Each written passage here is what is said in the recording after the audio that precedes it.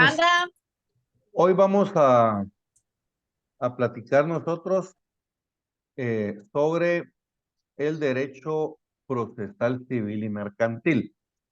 El derecho procesal civil y mercantil es una rama adjetiva del derecho. ¿Qué quiere decir adjetiva del derecho? Que es una rama procesal, ¿verdad? Hay ramas sustantivas, por ejemplo, que es, por acá en este caso sería el Código Civil. El Código Civil contiene el derecho civil sustantivo, ¿verdad? Que ahí es donde se regulan todos los derechos que tienen las personas. Pero para poder aplicar esos derechos o para hacer valer esos derechos, nosotros necesitamos una rama del derecho adjetiva, que esto sirve para poner en movimiento el derecho. Entonces, por ejemplo, si yo quiero demandar a alguien porque me debe dinero, porque hicimos un contrato civil de mutuo y esa persona me debe dinero y yo le quiero ejecutar una hipoteca, que él puede ejecutar mi favor. Entonces, los mecanismos, la hipoteca está regulada en el Código Civil, al igual que el contrato de mutuo. Eso está regulado en el Código Civil.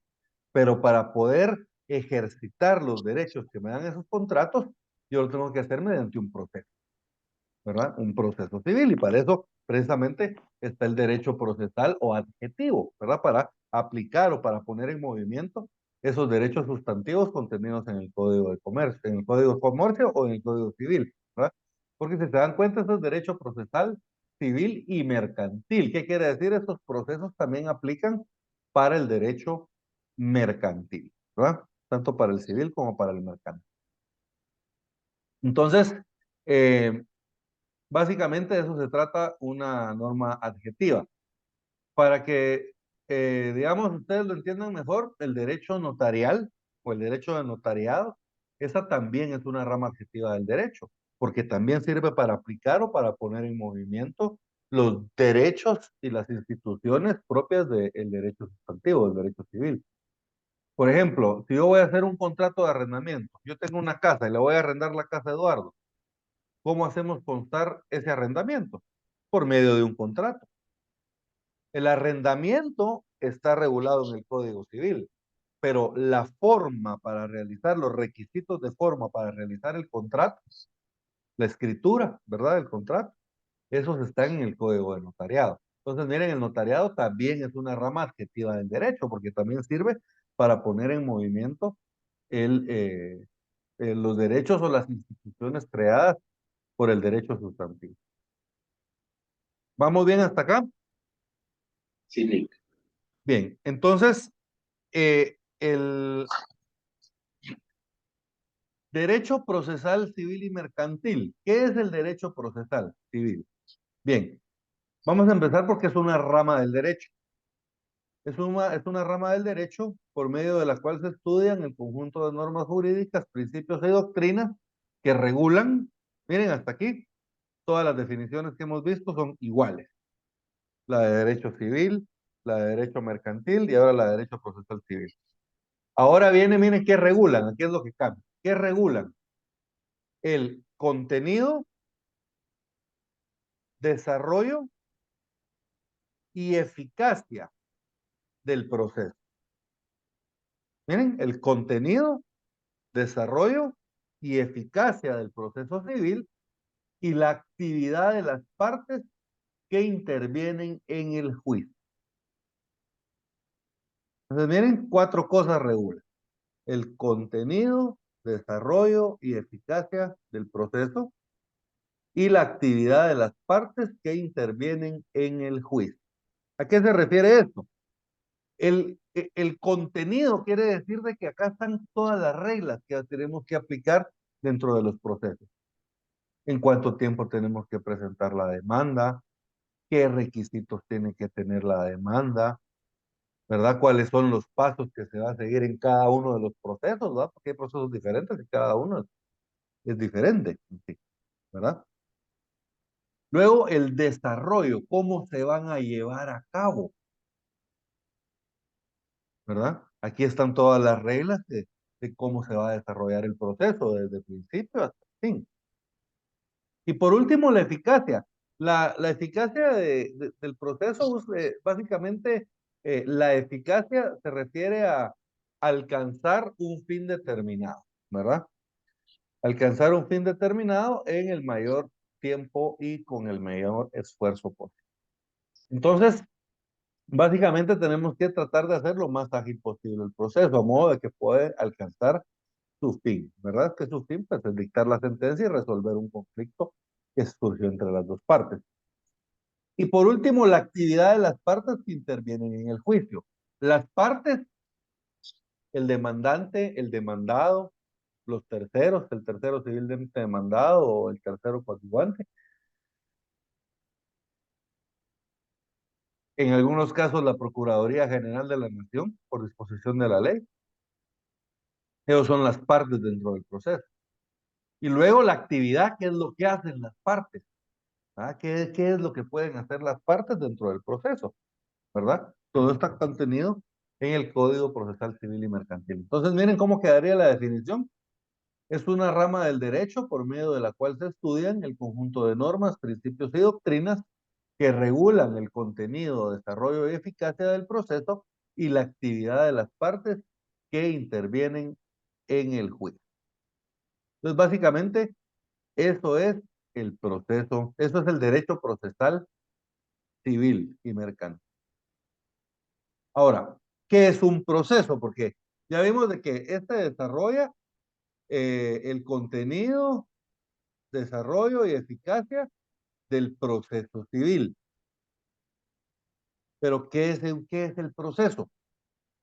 Un proceso es una serie de etapas lógicamente estructuradas y concatenadas mediante el cual un órgano jurisdiccional, aplicando la ley y ciertos principios, resuelve un conflicto surgido entre dos partes determinadas. Esto se lo dicto después.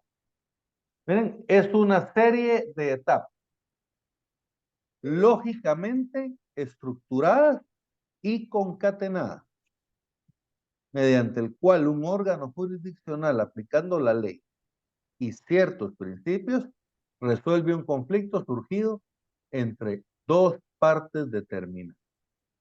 Entonces, es una serie de etapas. ¿Qué quiere decir? De que digamos hay varias etapas o varios momentos para actuar dentro del proceso. Pero fíjense pues, esas etapas están lógicamente estructuradas. ¿Qué quiere decir? Que hay un orden, ¿verdad? Hay una estructura lógica dentro del proceso. Y luego, concatenadas. Concatenadas quiere decir que están relacionadas unas con otras. Una me lleva a la otra. ¿Y para qué sirven esa serie de etapas lógicamente estructuradas y concatenadas? Para que un órgano jurisdiccional, un juzgado, ahorita vamos a ver cómo vamos a determinar cuál de los juzgados es el que debe conocer el proceso. Un juzgado, un órgano jurisdiccional, va a resolver un conflicto. Miren, va a resolver un conflicto que surgió entre dos partes. Miren, aquí el conflicto puede ser, eh, ¿se acuerdan que yo le arrendé una casa a Eduardo? Pues resulta que Eduardo ya no me pagó la renta. Y ahora ya lo tengo que demandar para sacarlo de la casa. Un juicio de desocupación y desahucio. O por ejemplo, yo le presté dinero a Silvia y ahora Silvia no me ha pagado el dinero y ella me dio en garantía una hipoteca. Entonces ahora yo tengo que ejecutar esta hipoteca para cobrarle a Silvia. Ah, puede ser. O puede ser de que Rocío me vendió una casa y resulta de que ahora la casa se le rajó una pared y yo quiero que ella me la arregle, ella no me la quiere arreglar. Entonces yo la puedo demandar también, pues, que arregle la casa. Entonces, miren, aquí pueden surgir una infinidad de conflictos, ¿verdad? Que se pelearon unos parientes por una herencia, ¿verdad? Que hay una persona que tiene una casa con usufructo y vendieron esa casa, ¿qué pasa? Entonces, miren, hay una serie de conflictos que pueden surgir acá y básicamente para eso sirve el proceso, para que el órgano jurisdiccional lo resuelva, ¿verdad? Lo resuelva. ¿Y cómo los va a resolver? pues aplicando la ley y los principios del derecho procesal civil y mercantil. ¿Estamos bien? ¿En dónde está regulado el derecho procesal civil y mercantil? Fíjense que este es un decreto ley también es un decreto del jefe de Estado, ¿verdad? De Enrique Peralta Zurdo, al mismo del Código Civil. Y como les decía, tienen los números correlativos. Decreto ley 106, el Código Civil; decreto ley 107, el Código Procesal Civil. Y eso fue porque esos proyectos se trabajaron simultáneamente, ¿verdad? Porque uno era consecuencia del otro, ¿verdad? Se iba a crear un nuevo código y se iba a crear un nuevo proceso civil. El encargado de hacer el anteproyecto de este Código Procesal Civil fue el doctor Mario Aguirre Godoy, que él acaba de fallecer, ¿verdad? Uno de las grandes mentes del derecho guatemalteco. Él, digamos, entre tantas cosas, el libro de él de Derecho Procesal Civil, si tienen tiempo para leerlo, léanlo, es muy bueno. Es un poquito denso, es un poquito cargado, pero es excelente el libro. Dijo Apuntes el de derecho, libro, perdón, como dijo el libro, disculpe. apuntes de derecho procesal civil y mercantil, creo que sea, de Mario Aguirre Godoy. Pues el doctor Mario Aguirre Godoy, él fue el encargado de hacer el anteproyecto de este código. Y a él le debemos este código, pues también estructurado. Y la van a ver ustedes, es excelente porque va todo en orden. Y va todo en orden, así es, solo se lo puede agarrar uno, estudiarlo de principio a fin, y uno lo entiende perfectamente, ¿verdad? Porque va todo en orden, eh, todo está bien estructuradito, los procesos están bien claros. Ahí van a ver cuando nos toque estudiar el Código Procesal Penal. Ese Código Procesal Penal es muy bueno, pero tiene regulado una cosa acá, otra por acá, otra por acá, otra por acá. Entonces, obviamente lo podemos manejar, pero cuesta un poquito más, ¿verdad? Este es mucho más amigable para poderlo estudiar y para poderlo aplicar. Entonces, este Código Procesal Civil y Mercantil, el Decreto Ley 107, también está dividido por medio de libros. En el libro primero tenemos las disposiciones generales, que son disposiciones de aplicación general para todos los procesos, ¿verdad? Aquí es donde nos regula, por ejemplo, las cuestiones sobre jurisdicción, sobre competencia, sobre la competencia territorial, la competencia por cuantía, la competencia por grado. Aquí nos regula, por ejemplo, quiénes son las partes, a quiénes se consideran partes, eh, los requisitos del primer escrito, ¿verdad? De todo primer escrito están acá también. Cómo se van a hacer las notificaciones, clases de notificaciones, auxilio profesional. Todo eso está regulado aquí en estas disposiciones generales. Sí, y mucho más, ¿verdad, jóvenes? Yo ahorita lo que recordé más o menos. Luego en el libro segundo tenemos los procesos de conocimiento. El libro primero nosotros lo tenemos a partir del artículo 1, obviamente, ¿verdad? A partir del artículo 1. Luego tenemos el libro segundo. En el libro segundo tenemos los procesos de conocimiento.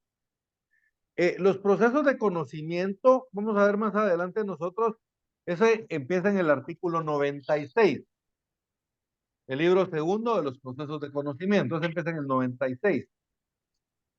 Acá, los procesos de conocimiento son aquellos procesos en los cuales el juez va a entrar a conocer, como su nombre lo indica, por eso se llaman procesos de conocimiento, va a entrar a conocer cuáles son los hechos, los argumentos, los fundamentos legales y las pruebas de las partes. Entonces, cuando ellos entren a conocer, así se llama, conocer, porque vamos a presentarle al juez, a él le vamos a explicar cuál es el problema que hay entre nosotros, le vamos a exponer cuáles son los argumentos de por cuál yo creo tener ese derecho y por qué la otra parte tiene que cumplirlo, y vamos a presentarle también los fundamentos legales y las pruebas. Mire, aquí le traigo a mis testigos, aquí le traigo mis videos, aquí le traigo, etcétera, ¿verdad? Entonces, todo eso lo presentamos al juez y el juez va a analizar esto y en base a la sana crítica, él va a determinar quién tiene la razón y va a dictar una sentencia. Entonces, por eso se llaman procesos de conocimiento, porque el juez acá va a conocer el proceso y él va a determinar a quién o quién es el acreedor del derecho, a quién le asiste el derecho. Y eso lo va a hacer mediante la sentencia. Ahora, tenemos otra clase de procesos, que son los procesos de ejecución. Eso los tenemos en el libro tercero, allá por el artículo 294 en adelante. Los procesos de ejecución, en estos el juez no va a entrar a conocer el proceso, porque acá, digamos, el derecho ya está declarado. El derecho ya está declarado. Entonces, no hay necesidad de hacerlo valer, ¿verdad? Permítame.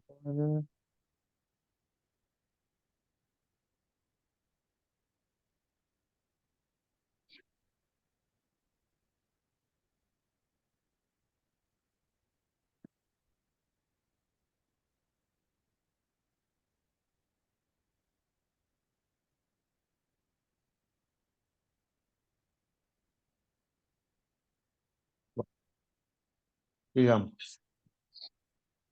Entonces, en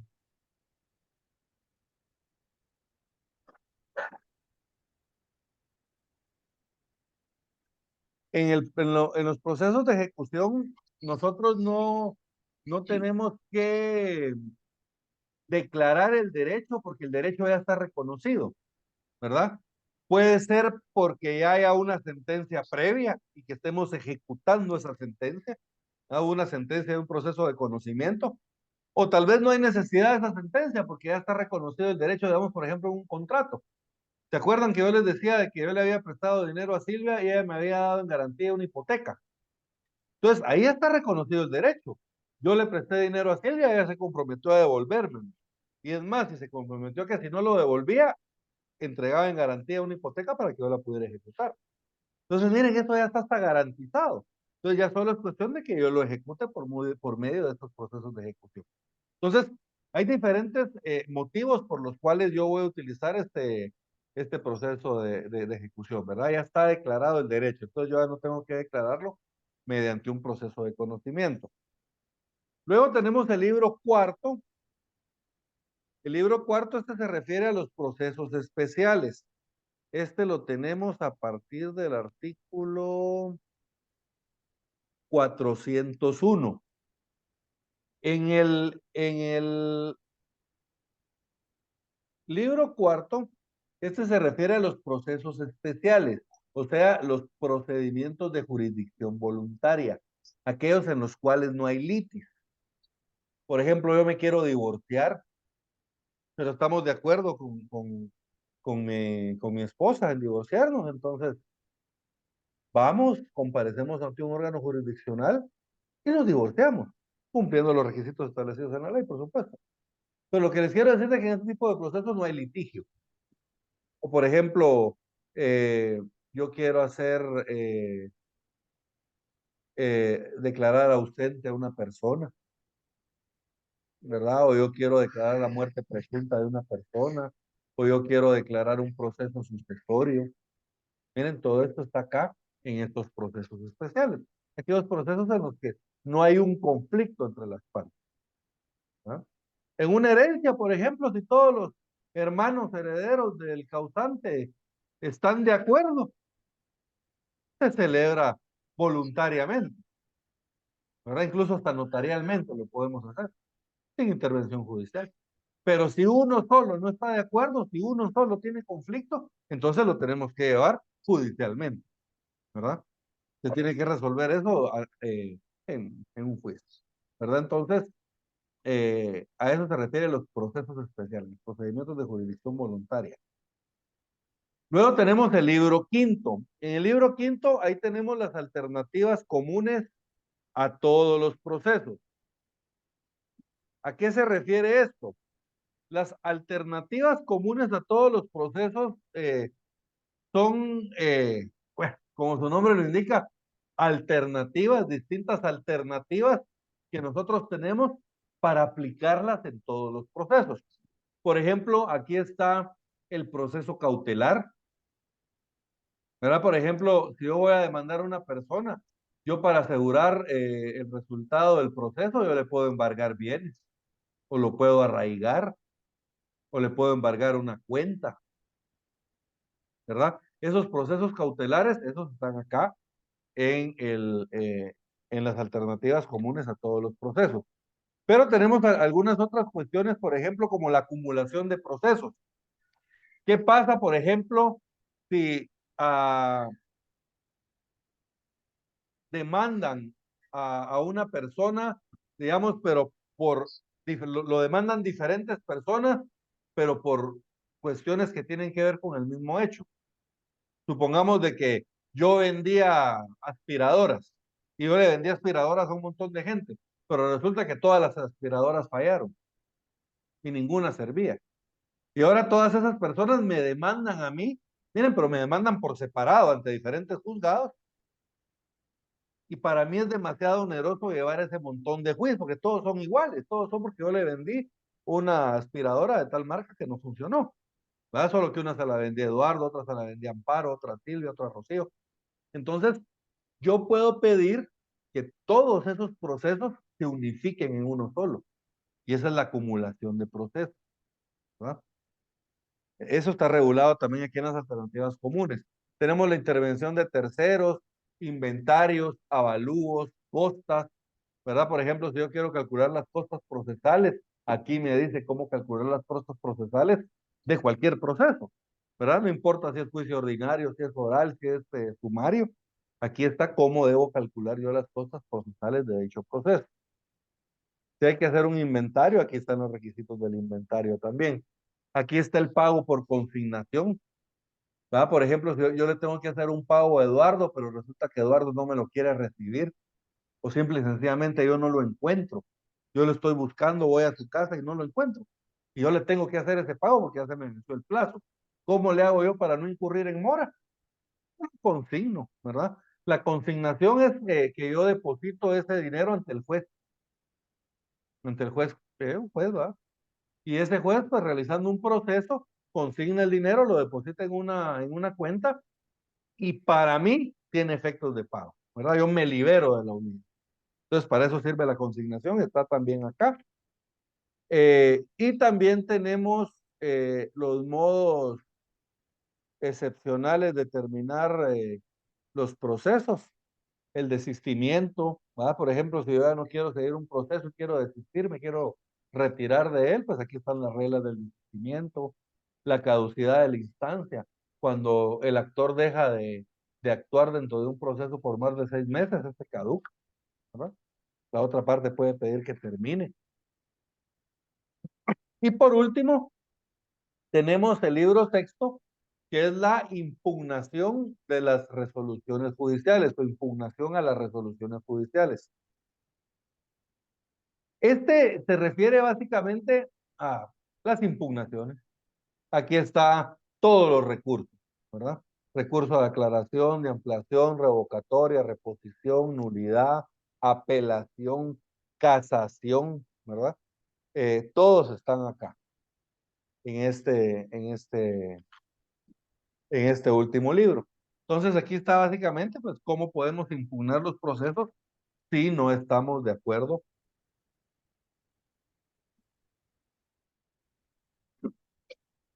con la resolución del juez.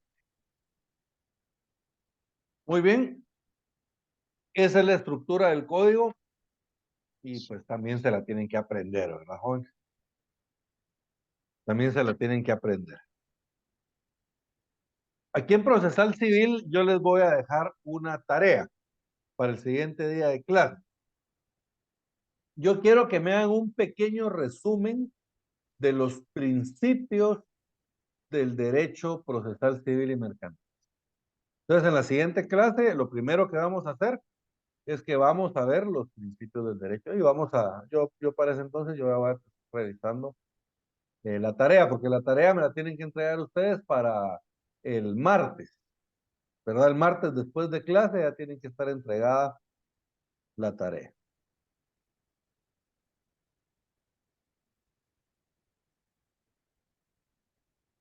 Muy bien. Entonces la tarea va a ser sencillo, ¿verdad? Un pequeño resumen. Uno, principio de inmediación, por ejemplo. ¿Y qué es el principio de inmediación? Dos, principio y qué es. Sí, sí. ¿Verdad? Entonces, no, no quiero algo así muy elaborado. ¿Sí? Sencillito. Bien.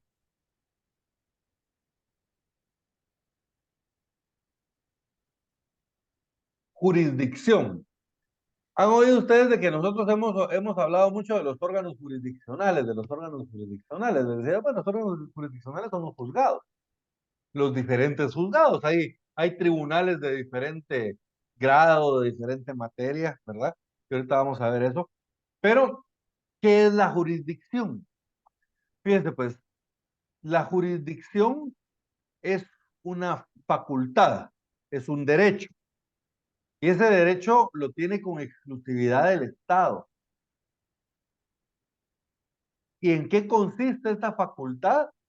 En administrar o en impartir justicia.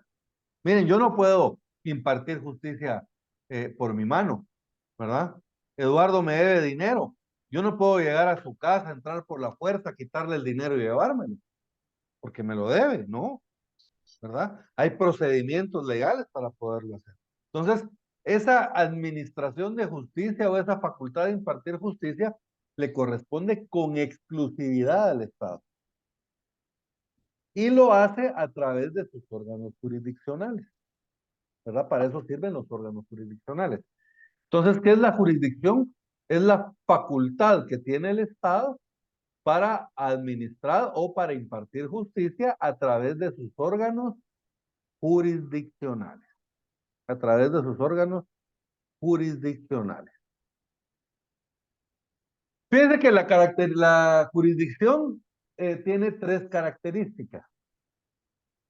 La primera es autónoma. Segundo es exclusiva y por último es independiente. Exclusiva quiere decir que la ejerce con exclusividad del Estado, ¿verdad? Nadie la puede ejercer de forma privada. Entonces tiene que ser ejercida, ¿verdad? Con exclusividad por parte del Estado.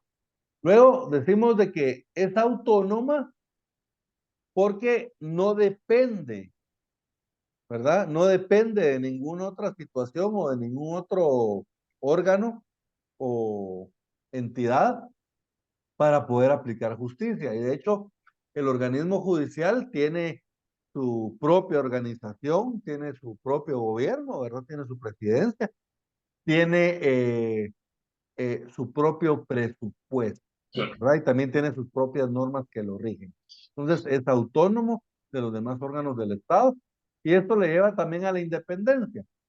Cada juez, fíjense, pues esto es bien especial, cada juez es independiente y eso lo establece la Constitución. Cada juez es independiente, ni siquiera el presidente de la Corte Suprema de Justicia le puede decir a un juez cómo resolver. Claro, si la resolución del juez no está bien, entonces para eso sirven los mecanismos legales, los recursos, ¿verdad? Para poder impugnar dicha resolución. Pero digamos, nadie puede decirle al juez cómo resolver. Ni el presidente de la República, ni los magistrados de la Corte Suprema, ni los diputados. Nadie. Aunque sea un juez de paz, ¿verdad? Ni el presidente de la Corte Suprema de Justicia le puede decir a un juez de paz cómo resolver un caso en concreto. Miren, a eso se refiere la independencia de la jurisdicción. Y el fin de la jurisdicción es asegurar la efectividad del derecho, la efectiva aplicación del derecho, ¿no? Básicamente ese es el fin de la jurisdicción. Poderes de la jurisdicción. Ya vimos de que el Estado tiene esa facultad de impartir justicia a través de los órganos jurisdiccionales, pero los órganos jurisdiccionales para poder aplicar esa justicia tienen ciertos poderes que les otorga la jurisdicción. Primero tenemos un poder que se llama el poder de notio. Que el poder de notio es el poder de conocimiento. ¿Se acuerdan de los procesos de conocimiento? En el notio, este es el poder que le da la jurisdicción al juez para poder conocer el proceso. ¿Y qué es conocer el proceso? Les decía, conocer los hechos, conocer los argumentos, conocer los fundamentos legales, conocer las pruebas, conocer las peticiones de las partes. Entonces, conocer, analizarla, ¿verdad? Ver cada uno de los medios de prueba, ver si se aplica o no se aplica al caso en concreto, ¿verdad? Ver si las leyes argumentadas se aplican al caso en concreto, ¿verdad? Y ahí ya podemos determinar quién de los dos tiene el derecho, a quién le asiste el derecho. Luego tenemos el poder de vocatio. El vocatio es el poder de convocatoria, es el poder que tiene el juez para atraer a las personas al juicio, ¿verdad? Entonces, digamos, si el juez necesita que notificar, por ejemplo, al demandado, lo notifica y lo emplaza, le da un plazo para que se presente al proceso, para que tome una actitud frente a la demanda y para que se defienda.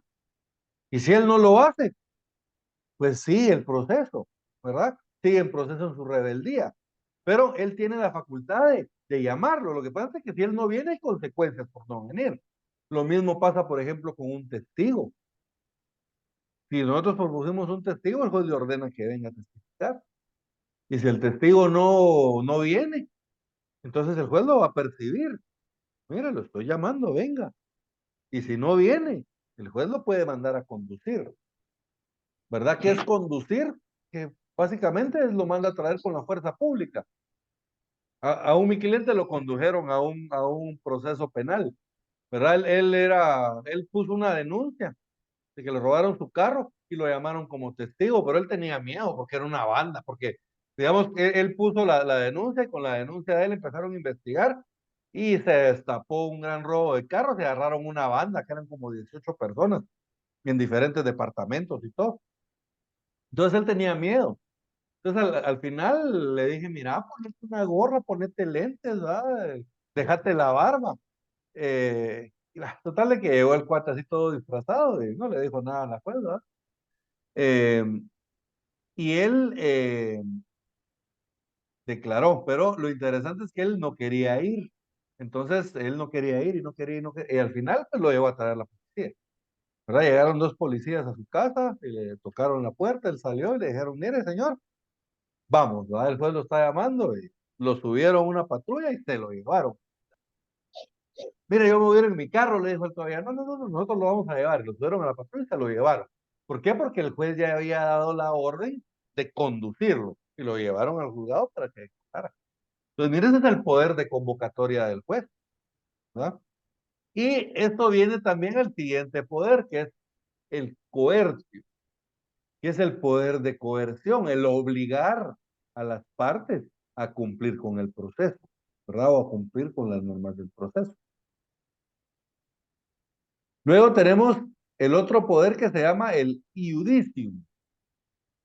El iudicium es el poder de decisión. El juez cuando ya conoció todo el proceso, entonces llega el momento de dictar sentencia. Miren, llega el poder de decisión. El derecho le asiste a Eduardo, o el derecho le asiste a Amparo, ¿verdad?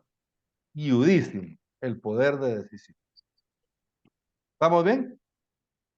Bien.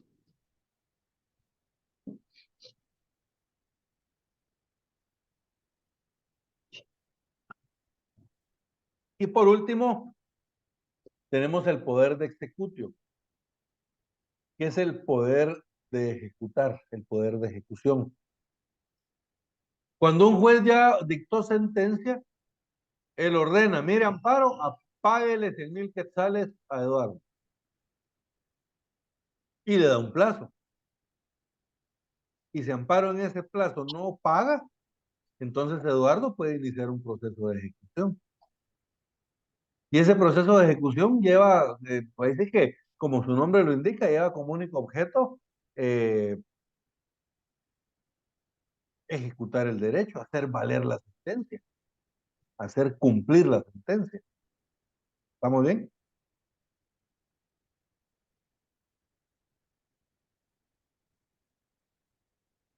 Competencia. ¿Qué es la competencia? Fíjense que a nosotros en la universidad nos enseñaban de que la competencia es el límite de la jurisdicción, nos decían los licenciados. Así nos decían siempre, la competencia es el límite de la jurisdicción. ¿Entendieron? Sí, es el límite de la jurisdicción.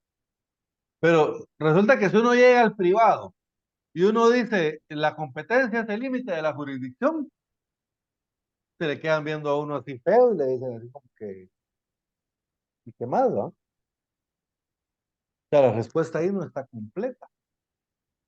Entonces, ¿en qué consiste ese límite de la jurisdicción? Porque ya vieron ustedes que la jurisdicción es una facultad que tiene el Estado para aplicar justicia, pero esa tiene límites. Entonces, eh, y consiste en la circunscripción dentro de la cual un órgano jurisdiccional puede aplicar justicia en un caso concreto. O sea, miren, ya ven a qué me va limitando. Va limitando la aplicación de justicia, pero a un caso concreto. Hay un montón de juzgados en el país. ¿Quién va a conocer la demanda de amparo contra Eduardo? Entonces, miren, aquí tenemos que determinar un montón de cosas. Está en el siguiente punto, miren. Ya sea por razón de la materia eh, puede ser civil, puede ser mercantil, puede ser de familia, puede ser penal, puede ser laboral, puede ser administrativo. Miren, son diferentes materias del derecho. Y cada una materia tiene su juez. ¿Va? Si uno comete un delito, lo presentan ante un juez penal. Si el conflicto es civil, ¿va? Por ejemplo, que es un arrendamiento, entonces lo presentamos ante un juez civil, ¿verdad? Si el conflicto, digamos, es mercantil, se están peleando porque no le pagó mercadería, por ejemplo. Entonces también es el conflicto mercantil, pues también lo conoce el juez civil. Si la demanda, por ejemplo, es de alimentos o es por un divorcio, lo va a conocer el juez de familia, los tribunales de familia. Y así, cada una de las materias tiene determinados jueces que la van a conocer. También podemos delimitar por razón del territorio, ¿verdad? Por ejemplo, si yo voy a demandar a Eduardo, y Eduardo, él vive en el departamento de Suchitepeques, entonces la ley establece que yo debo demandar en el domicilio del demandado. Entonces yo tendría que ir a presentar la demanda allá al juez de primera instancia civil y económico coactivo de Suchitepeques, ¿verdad? O al de Quetzaltenango, si estuviera en Quetzaltenango, y así sucesivamente. Entonces, miren, también por territorio se puede delimitar la competencia. O, por ejemplo, los juzgados de paz. Los juzgados de paz, su territorio no es un departamento, sino que su territorio es un municipio, ¿verdad? Regularmente. ¿Verdad? El juez de paz del municipio de Escuintla, el juez de paz del municipio de Mazagua, el juez de paz del municipio de Santa Lucía, de Chiquinalá, etc. Entonces, miren, los jueces de paz tienen su determinado territorio. Luego tenemos la cuantía, que la cuantía esto tiene que ver con el valor. La ley nos da una serie de márgenes dentro de, si se pasa de dichos márgenes, va a ser un juicio de mayor cuantía, de menor cuantía o de ínfima cuantía. Ahorita vamos a ver qué es cada uno de esos. Y depende del valor del juicio, también vamos a determinar el juez que lo va a conocer. Les pongo un ejemplo. Un juicio de mayor cuantía, ese lo conoce un juez de primera instancia. Pero un juicio de menor cuantía, ese lo conoce un juez de paz. Entonces, miren, también por el monto podemos determinar qué juez es el que va a conocer. Y luego tenemos el grado. En los procesos hay diferentes instancias. De hecho, en todo proceso hay dos instancias, la primera y la segunda instancia. ¿verdad? La primera es, digamos, el proceso ordinario. Es un juicio ordinario, un juicio sumario, un juicio oral, hasta que se llega a sentencia. Cuando dictan sentencia, nosotros apelamos. Miren, presentamos el recurso de apelación. El recurso de apelación le abre la puerta a la segunda instancia. Entonces, cuando se dicta la sentencia en el recurso de apelación, eso es lo que se conoce como la sentencia de segunda instancia. ¿De amparo? Rick, perdone, el juicio de mayor cuantía dijo que lo conoce el juez de primera instancia. El de mayor cuantía, primera instancia. El de menor cuantía lo conoce Paz. Y el de Gracias. ínfima cuantía, ese también lo conoce Paz.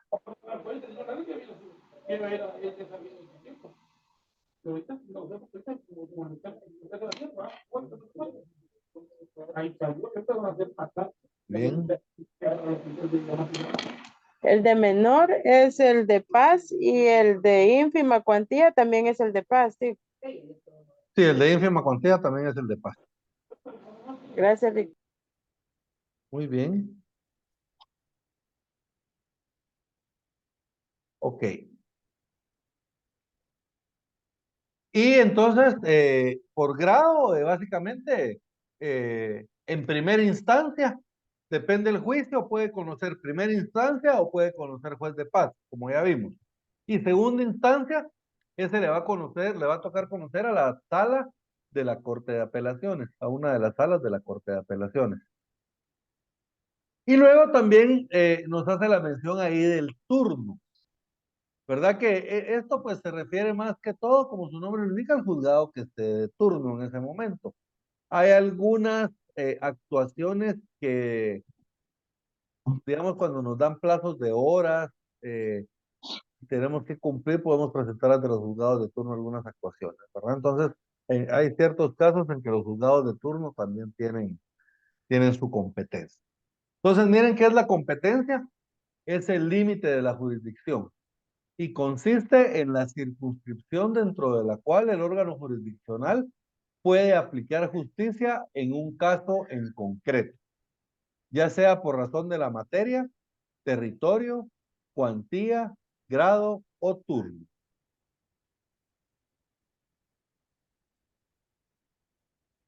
¿Qué son las reglas de competencia o las reglas de la competencia?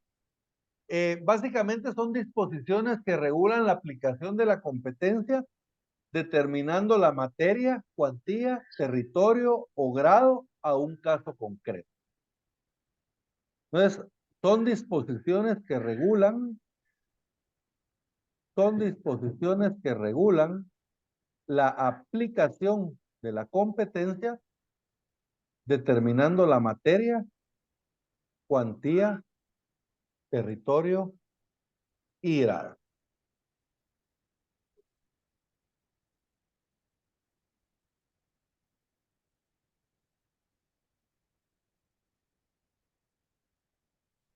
¿Estamos bien?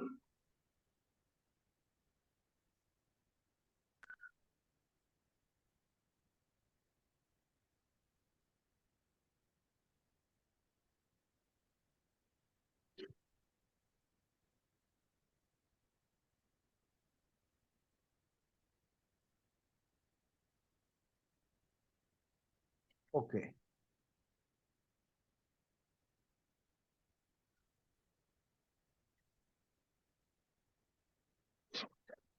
Clases de competencia, lo que les decía hace un rato, ¿verdad? Por la materia. ¿Verdad? Puede ser civil, penal, mercantil, laboral, etcétera. Por la cuantía se refiere al valor. El territorio, pues se refiere a la circunscripción territorial en la cual tiene su competencia el juzgado. El grado, pues se refiere a la instancia del proceso, si es primera, segunda instancia, o incluso la Corte Suprema de Justicia tiene competencia para conocer en casación, ¿verdad? Y el turno, pues este básicamente atiende a motivos de hora.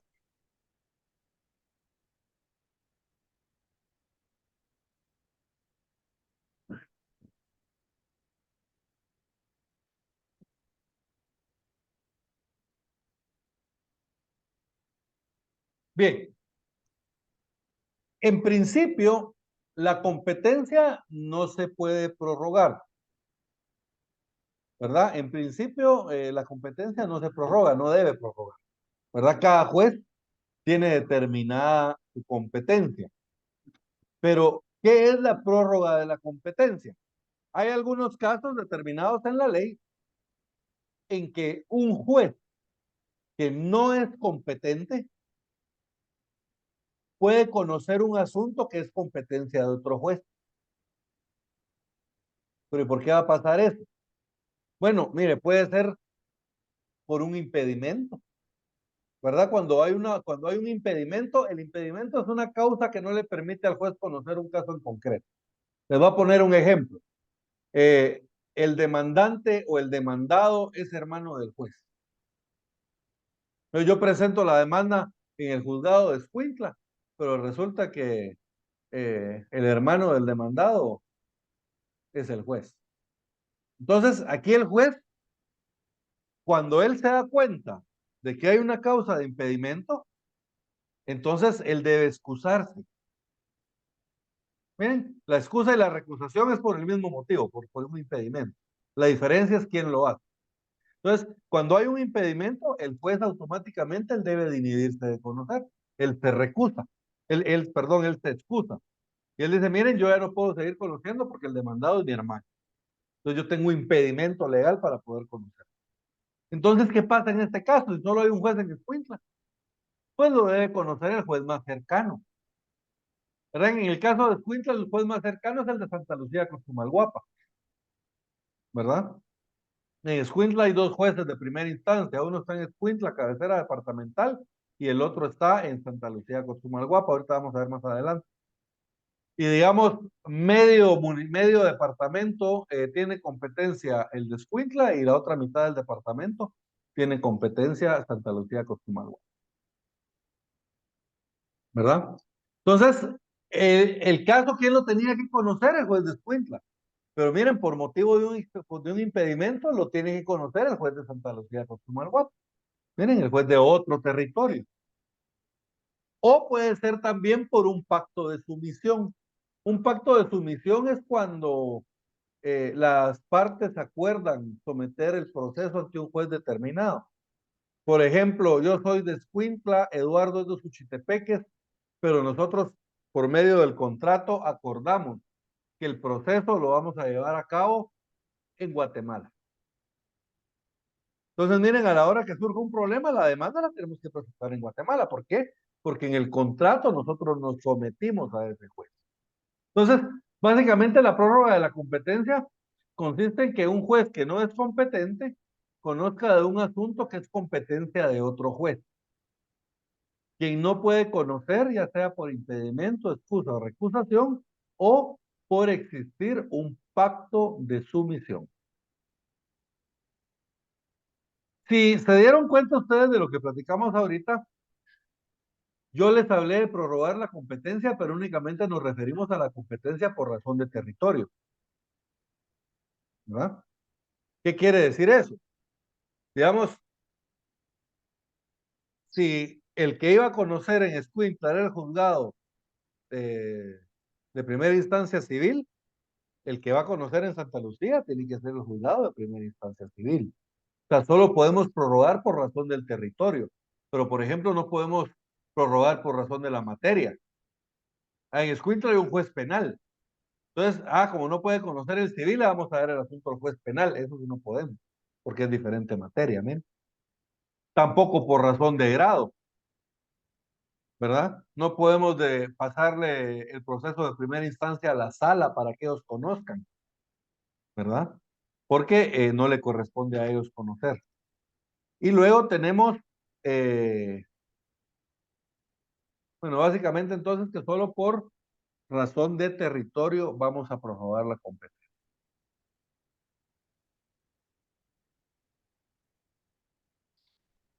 Leamos el artículo 1, por favor, Eduardo.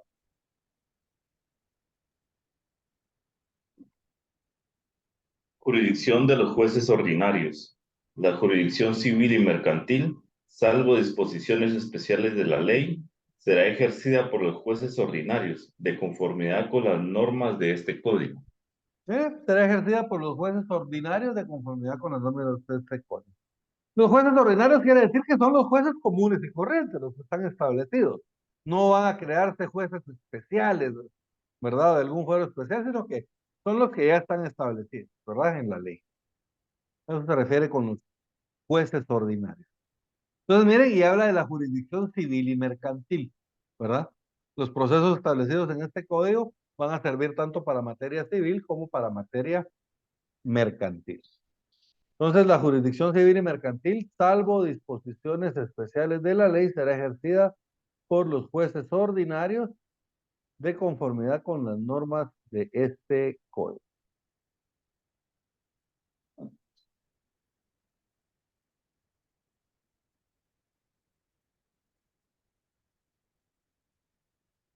Luego tenemos en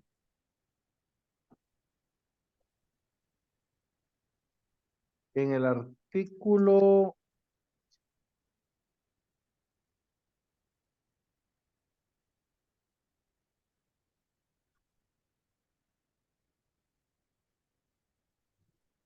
por favor, relaciónenlo también con el artículo 57 de la ley del organismo judicial.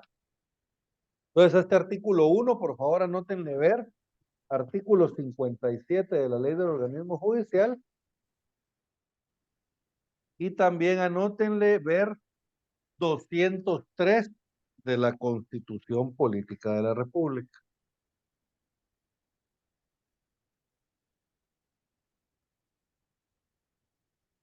Y ahí se recuerdan, 57, perdón, 57 de la LOCTI.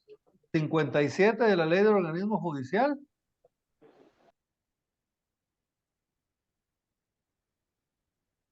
Y el 203 de la Constitución. ¿Alguien tiene su ley del organismo judicial? ¿No? Miren, sí la tiene, por favor, leamos.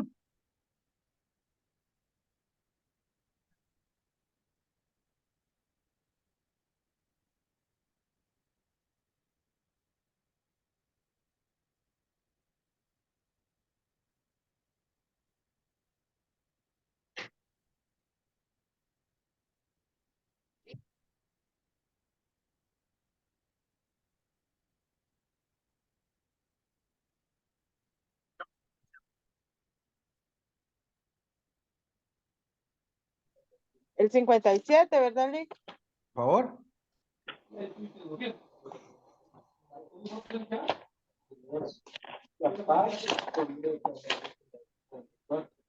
57. La jurisdicción en general. Artículo 57, justicia. La función jurisdiccional se ejerce con exclusividad absoluta por la Corte Suprema de Justicia y por los demás tribunales establecidos por la ley, a los cuales corresponde la potestad de juzgar y promover la ejecución de lo juzgado. Muy bien. Miren, ahí tenemos la jurisdicción también en la ley del organismo jurisdiccional. Luego tenemos en el 203 tenemos la jurisdicción en la Constitución Política de la República. 203 de la Constitución Política de la República. Se los voy a leer yo así rapidito. La justicia se imparte de conformidad con la Constitución y las leyes de la República. Corresponde a los tribunales de justicia la potestad de juzgar y promover la ejecución de lo juzgado. Los otros organismos del Estado deberán prestar a los tribunales el auxilio que requieran para el cumplimiento de sus resoluciones. Y está la independencia, miren. Los magistrados y jueces son independientes en el ejercicio de sus funciones y únicamente están sujetos a la Constitución Política de la República, bueno, a la Constitución de la República y a las leyes. A quienes atenten contra la independencia del organismo judicial además de imponérsele las penas fijadas por el Código Penal, se les inhabilitará para ejercer cualquier cargo público. La función jurisdiccional se ejerce con exclusividad absoluta por la Corte Suprema de Justicia y los demás tribunales que establezca la ley. Ahí tenemos, ¿se acuerdan? La exclusividad, ¿verdad? La característica de la exclusividad de la jurisdicción. Y por último, ninguna otra autoridad podrá intervenir en la administración de justicia, ¿verdad? La autonomía y la independencia judicial. Aquí en este artículo de la Constitución están esas tres características reflejadas. Entonces, por favor, a ese artículo 1, ver artículo 203 de la Constitución y 57 de la Ley de Organismo Judicial. Y ahí se acuerdan de que todos las integraciones de leyes que yo les dé, así como ahorita, ¿verdad? Que relacionamos leyes, esas se tienen que hacer siempre en doble vía. O sea que al 1 ustedes le ponen ver 203 de la Constitución y 57 de la Ley de Organismo Judicial. Pero esa misma anotación la hacen en el 57 de la Ley de Organismo Judicial. Ver 1 del Código Procesal Civil y Mercantil y ver 203 de la Constitución. Y en el 203 de la Constitución le anotan ustedes ver 1 del Código Procesal Civil y Mercantil y 57 de la Ley del Organismo Judicial. ¿Estamos bien? O sea, siempre tienen que ser en doble sentido las anotaciones, porque esa es la idea. Cuando ustedes leen el artículo, ustedes automáticamente ahí saben en dónde hay algo relacionado con ese artículo. Entonces ya solo van directamente ahí. Y entonces eso les va a servir a ustedes para agarrar la agilidad para manejar su ley. Yo les digo en broma a mis alumnos siempre de que es en broma, pero es en serio. Cuando ustedes empiezan a manejar su ley, al principio no encuentran los artículos. Llega un momento, digamos, cuando ustedes ya van como por el mes 4, 5 de estudiar el examen privado, llega un momento en que ustedes, digamos, piensan en un artículo, eso está en tal artículo, y ustedes agarran su ley y la abren. Y cuando la abren, regularmente, ahí donde abrieron, ahí está el artículo que están buscando. Y si no, está 1 o 2 hojas antes, 1 o 2 hojas después. ¿Verdad? Es increíble y no me creen, parece magia, pero ahí van a ver, todos lo logran al final. ¿Verdad? Porque es una precisión que agarran, como una memoria muscular, que básicamente ya sus dedos ya saben dónde abrir, ya conocen su ley. ¿Verdad? Entonces, eh, y eso se logra precisamente con la integración de la ley.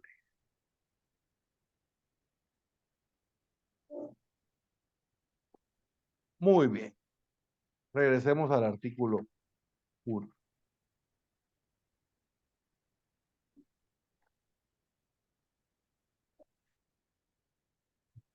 El pacto de sumisión. ¿Se recuerdan que hablamos del pacto de sumisión hace un ratito cuando estábamos viendo la definición de la competencia? El pacto de sumisión lo tenemos en el artículo 2 del Código Procesal Civil y Mercantil.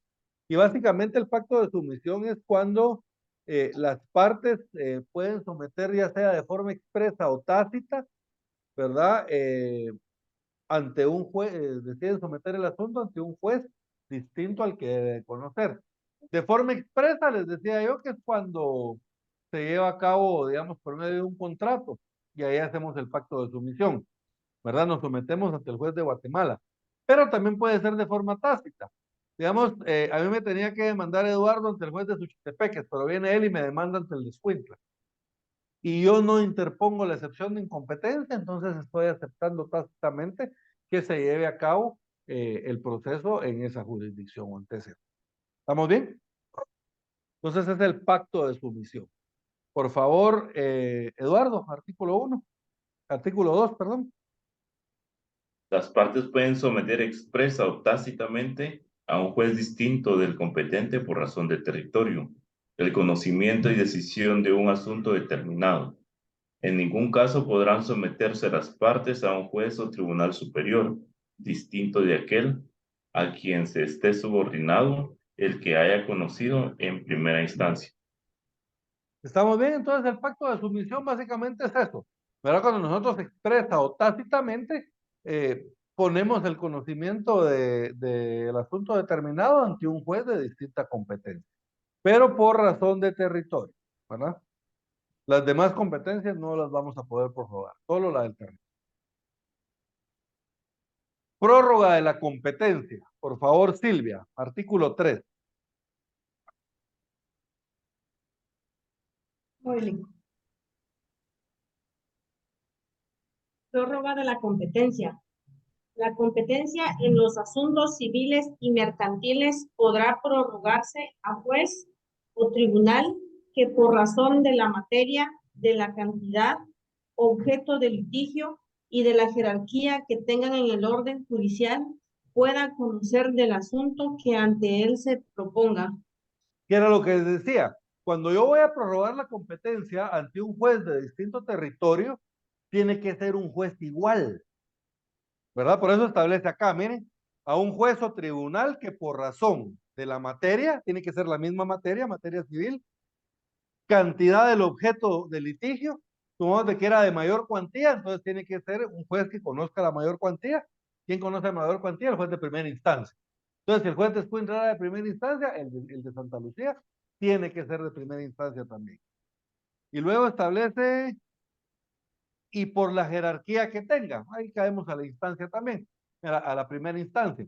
Entonces, tiene que ser un juez igual, un juez que pueda conocer el mismo asunto por razón de materia, objeto y grado, ¿verdad?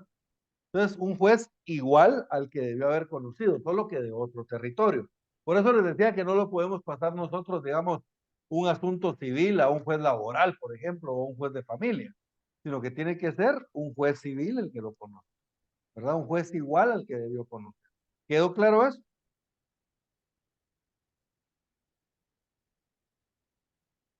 Casos de prórroga de la competencia. Gisela, por favor, artículo 4. Aquí tenemos 6 casos en que establece la ley que se puede prorrogar la competencia. Artículo 4, casos de prórroga de competencia. Se prorroga la competencia del juez. Primero, cuando deban conocer jueces de otra jurisdicción territorial por falta o impedimento de los jueces competentes. Segundo, por sometimiento expreso de las partes. Tercero, por contestarse la demanda sin oponer incompetencia. Cuarto, por la reconvención cuando ésta proceda legalmente. Quinta, por la acumulación. Sexta, por otorgarse fianza a la persona del obligado. Muy bien, entonces miren, en estos casos se prorroga la competencia por razón de territorio. Cuando deban conocer jueces de otra jurisdicción territorial por falta o impedimento de los jueces competentes. Puede ser que sea impedimento o pudiera ser que fuera falta. Digamos, el juez tuvo un accidente o el juez por algún motivo no está, ¿verdad? Tuvo una emergencia y no pudo conocer, etcétera. Entonces, por cualquier motivo, pues puede conocer otro juez igual. Luego, por sometimiento expreso de las partes, este es el pacto de sumisión expresa. Luego, por contestarse la demanda sin oponer la incompetencia, ese es el pacto de sumisión tácita. La reconvención, cuando ésta proceda legalmente, la reconvención es la contrademanda. Entonces, por ejemplo, si a mí Eduardo me demanda ante un juez incompetente y yo presento la reconvención, o sea, lo contrademando ante el mismo juez, entonces básicamente estoy también tácitamente aceptando que ese juez conozca el proceso. Entonces también es un pacto de sumisión tácito. Luego, por la acumulación, que era lo que les decía, digamos, cuando presentan varios procesos en contra mío, pero por asuntos similares, ¿verdad? ¿Se acuerdan? Yo les vendí aspiradoras a todos y fallaron. Entonces a mí Eduardo me demanda en Suchitepeques, Amparo me demanda aquí en Guatemala, Gisela me demanda en Zacatepeques, Silvia me demanda en Retaluleu. Entonces miren, yo tengo 4 demandas en 4 juzgados diferentes, lejos uno de otro. Entonces para mí es demasiado oneroso llevar los procesos en cada proceso, en cada departamento. Entonces, como los casos son similares, el objeto, digamos, de la demanda es similar, es el mismo, entonces yo puedo pedir de que todos se acumulen en uno solo. Entonces, supongamos de que el proceso más antiguo es el de Eduardo. Entonces, ante ese proceso más antiguo, ahí se van a acumular los otros tres. Entonces, Eduardo, ¿se acuerdan? Él me demandó en Suchitepeques. Entonces, los otros tres los va a conocer el juez de Suchitepeques por acumulación. Aunque los debió haber conocido el juez de otro territorio. ¿Estamos bien? Y luego, por otorgarse fianza a la persona del obligado. La fianza es una garantía. Básicamente es cuando una persona se compromete a pagar, ¿verdad? Algo que yo no, en caso de que yo no cumpla, ¿verdad? Entonces a mí me otorgaron la fianza y la fianza establece que se da a conocer el proceso en determinado lugar, entonces en ese determinado lugar se va a llevar a cabo el proceso. ¿Estamos bien? Como llevar a cabo el pacto de sumisión, solo que lo hacemos en la constitución de la fianza. Ahora fíjense, pues tenemos una institución que se llama perpetuatio jurisdictionis. Aquí en el derecho procesal van a encontrar muchos términos en latín.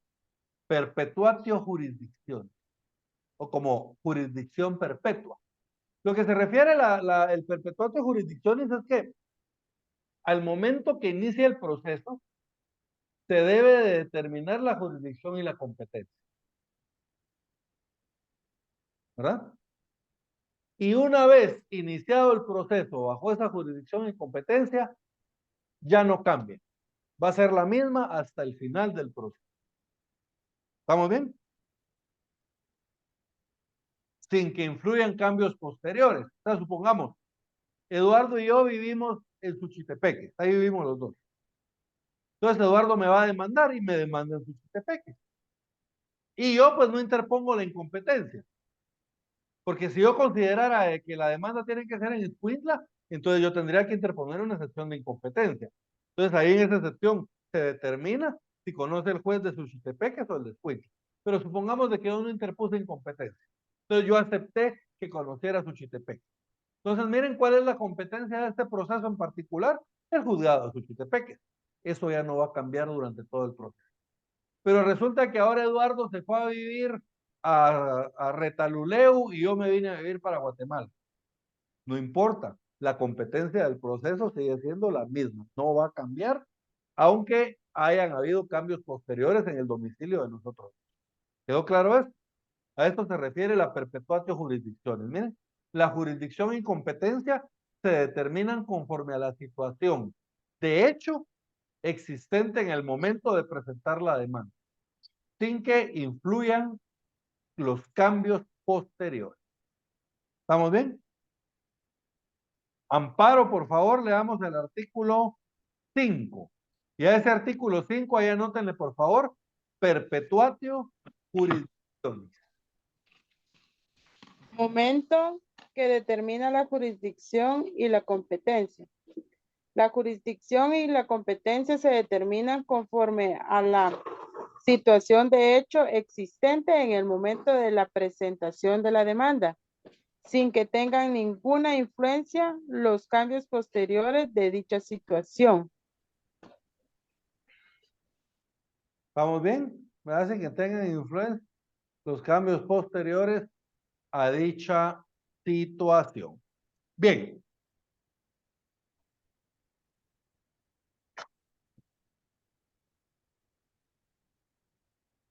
Reglas generales de la competencia. Platiquemos un poquito sobre la competencia por razón de la cuantía, o sea, por razón del valor del proceso. Yo les decía de que hay una mayor cuantía, una menor cuantía y una ínfima cuantía. A esto se refiere el valor del proceso. Entonces, ¿a cuánto asciende el proceso? ¿Cuánto vale el proceso? La demanda que me están interponiendo. Entonces, dependiendo de eso, es el juez que va a conocer. Entonces, la ley establece, como les digo, la mayor cuantía. Los juicios de mayor cuantía los van a conocer los jueces de primera instancia. Pero los juicios de menor cuantía y de ínfima cuantía, eso los van a conocer los jueces de paz. ¿Y en dónde está determinada esa ínfima, esa menor o esa mayor cuantía? Bien, la Corte Suprema de Justicia, ellos tienen la facultad de señalar mediante un acuerdo, ¿verdad? La cuantía, ellos pueden aumentar o disminuir la cuantía y determinar qué jueces van a conocer determinada cuantía. ¿Estamos bien? Eso es una facultad de la Corte Suprema de Justicia. Entonces la Corte Suprema de Justicia lo hace mediante acuerdos. Les voy a leer yo el artículo 7 del Código Procesal Civil y Mercantil.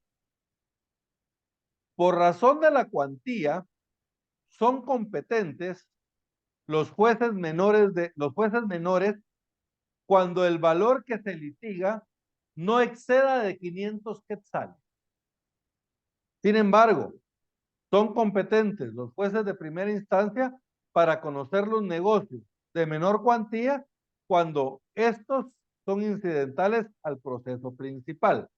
Ahorita no le pongan tanta atención a los montos, porque esos montos van a variar en lo que vamos a ver más adelante. Pero lo que nos interesa está en este segundo párrafo. ¿Ven? La Corte Suprema de Justicia tendrá la facultad de señalar, mediante acuerdo, un límite menor a la cuantía de los asuntos que deban seguir ante los juzgados de paz, cuando lo crea conveniente, atendida las circunstancias especiales del municipio de que se trate y las disposiciones de personal técnico. ¿Verdad? Entonces, al final es la Corte Suprema de Justicia la que va a determinar la competencia por razón de la cuantía. A lo largo de la historia, la Corte ha emitido varios acuerdos. Ustedes se dan cuenta, originalmente la menor cuantía eran 500 quetzales. Ahí van a ver de cuánto es ahorita. Entonces, ustedes tienen que buscar al final de su código el acuerdo 2-2006 de la Corte Suprema de Justicia. ¿Verdad? Regularmente todos los códigos lo tienen al final. ¿Verdad? Ahí está el acuerdo 2-2006 de la Corte Suprema de Justicia. Ahí me cuentan cuando ya lo hayan encontrado, por favor.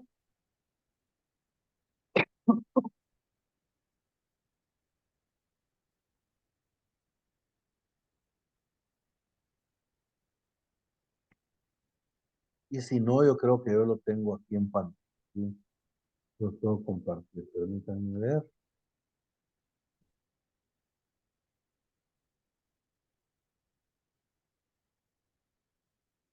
No, ya no lo tengo.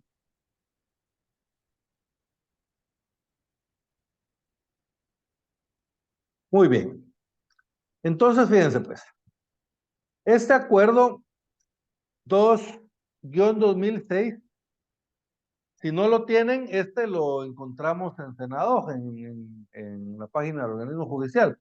Pues más, solo ponen ustedes acuerdo 2-2006 de la Corte Suprema de Justicia y ahí les aparece automáticamente en Google. Entonces, fíjense pues. Este acuerdo vino a modificar el acuerdo 5-97, que era el acuerdo anterior. Entonces, este vino a establecer lo siguiente. En el municipio de Guatemala, hasta 50,000 quetzales. ¿Qué quiere decir? Que los procesos hasta 50,000 quetzales los va a conocer el juez de paz. De 50,000 quetzales, 1 centavo para arriba, lo va a conocer primera instancia. ¿Estamos bien? Entonces, miren, en el municipio de Guatemala, hasta 50,000 quetzales es la menor cuantía. De 50,000, de 1 centavo para arriba, es mayor cuantía y lo conoce el juez de primera instancia. ¿Quedó claro eso?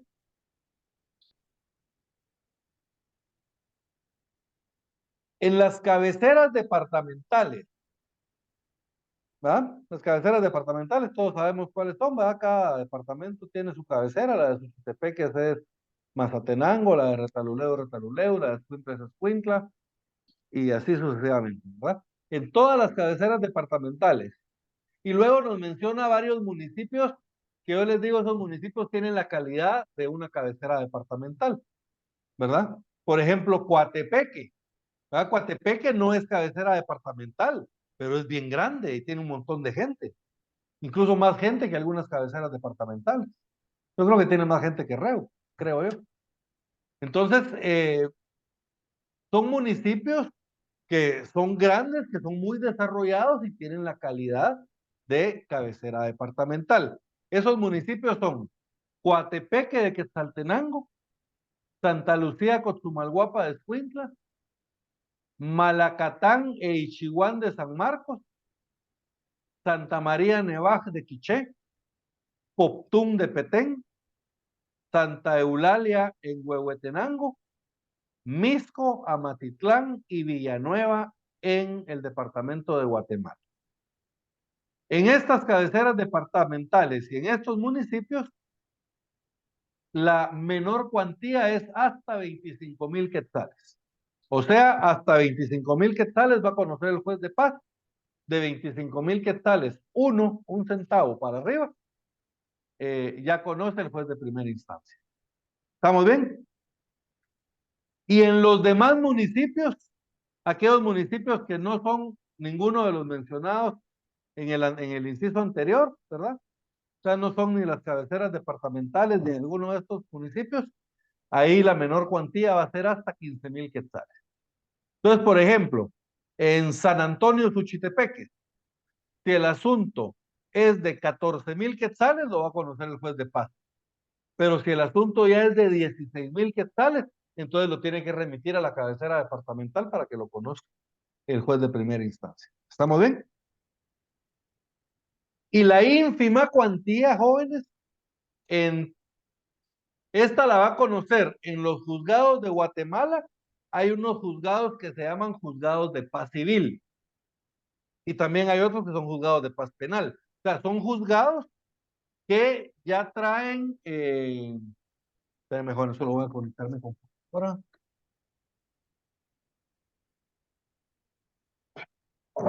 Son juzgados de paz, pero que ya tienen función específica, ¿verdad? En cambio, los juzgados de paz en el interior, digamos, todavía conocen de todos los asuntos, digamos, ¿verdad? Paz civil, lo que caiga. Entonces, en el departamento de Guatemala están los jueces de paz del ramo civil y en los demás departamentos, en los demás municipios de la República, conocerán los jueces de paz, ¿verdad? Los asuntos hasta 10,000 quetzales.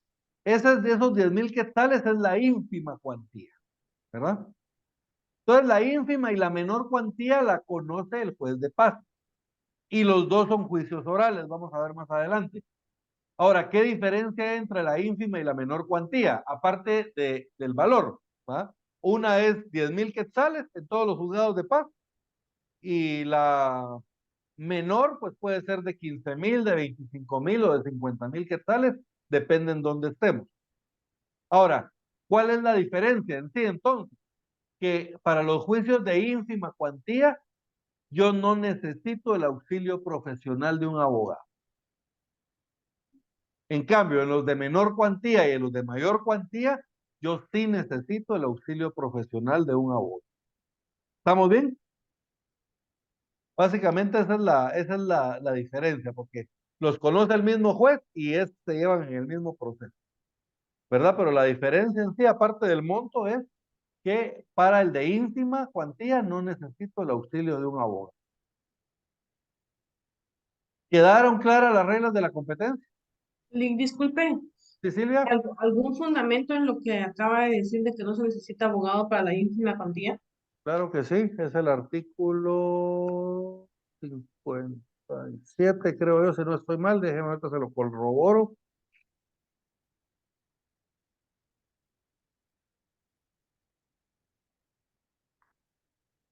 No, no es el 57, es el...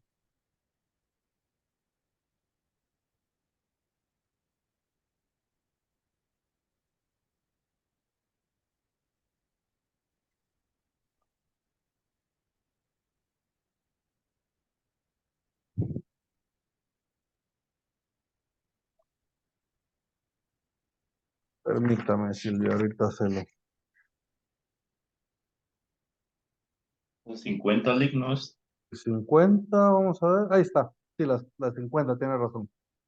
Las partes deberán comparecer auxiliadas por abogado colegiado.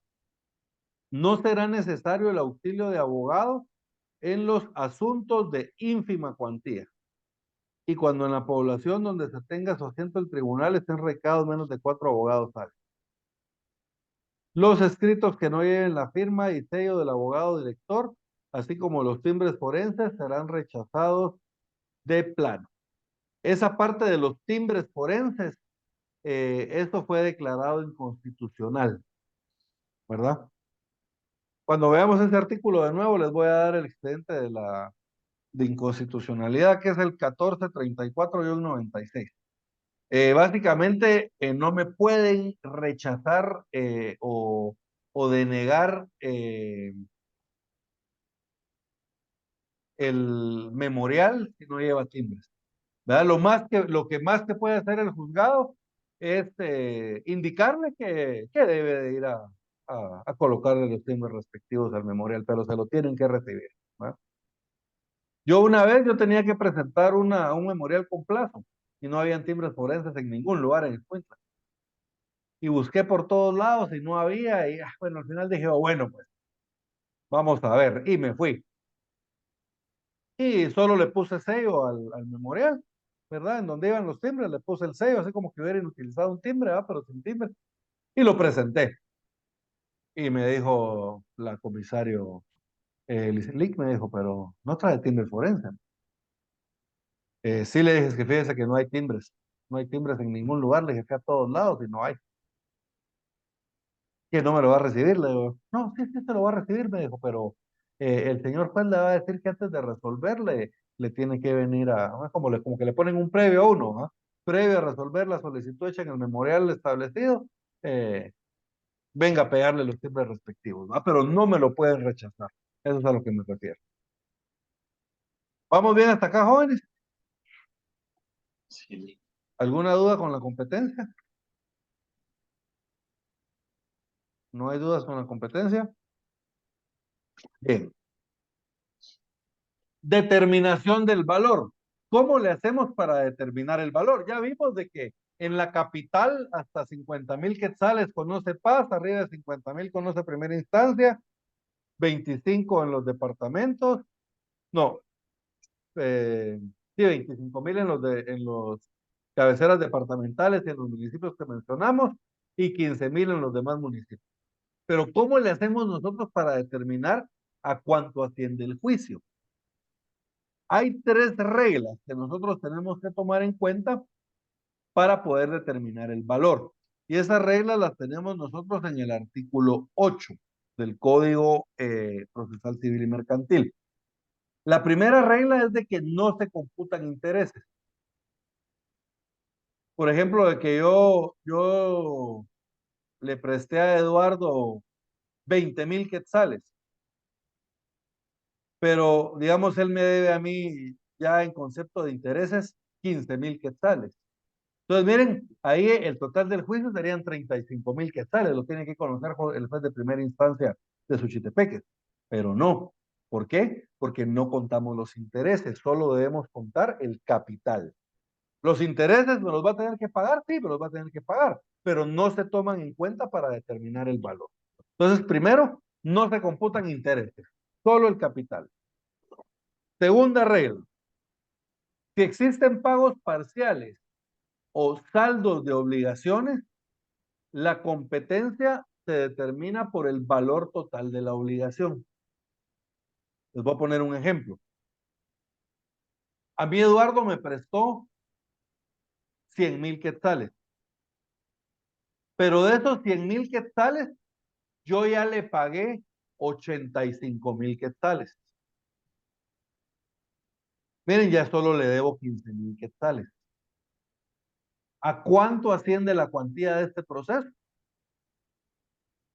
Aquí tenemos que tomar en cuenta el valor total de la obligación. O sea que aunque yo ya le haya pagado 85,000 quetzales, el valor total de la obligación es 100,000 quetzales. Y ese es el valor del juicio. ¿Estamos bien? Entonces, ya lo que me va a tener que pagar son los 15,000 restantes. o yo le voy a tener que pagar a él, no me recuerdo, pero van a ser los 15,000 restantes, ¿verdad? Pero el valor del juicio para establecer cuál va a ser el juez competente, tenemos que tomar en cuenta toda la unidad. ¿Estamos bien? ¿Quedó claro este segundo? Y el tercero, si el juicio versare sobre renta, pensiones o prestaciones periódicas, servirá su base anual. Se servirá de base su importe anual. O sea que, por ejemplo, si yo le arrendé una casa a Eduardo en 2,000 quetzales mensuales, él me debe 3 meses de renta nada más, pero para determinar el valor del juicio yo tengo que tomar en cuenta el valor anual del contrato. Entonces, si son 2,000 quetzales al mes, si son 12 meses, 24,000 quetzales. Ese sería el valor anual del contrato. ¿Estamos bien? Entonces, en este caso, 24,000 quetzales, todavía lo conocería el juez de paz, digamos, en Tuchitepec. Y en caso que el contrato se haya hecho solo por 6 meses, ¿se toma solo el valor del contrato o se presume el año completo? Pues ese, como no llega al año, se toma, bueno, servirá de base su importe anual, dice. Sí, pues. O sea que aunque lo hayamos hecho por 6 meses, yo entiendo que tenemos que tomar como base el importe anual, ¿verdad? ¿Cuánto es al año? Entonces, en ese Gracias. caso sería lo mismo, 24,000 quetzales. Ah, bueno. Sí, porque digamos, aunque yo le haya hecho el contrato por 3 años, tenemos que seguir tomando en cuenta el importe anual nada más. Ah, bueno. Entonces, el importe anual solo es una referencia. Está bien. No importa el plazo del contrato. Eso lo tenemos en el artículo 8. Por favor, Amparo. Artículo 8. Artículo 8.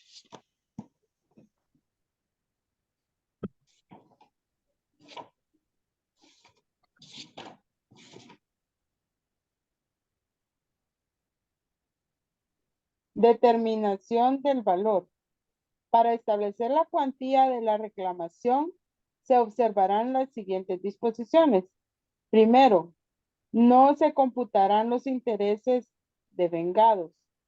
Segundo, si se demandaren pagos parciales o saldos de obligaciones, la competencia se determinará por el valor de la obligación o contrato respectivo.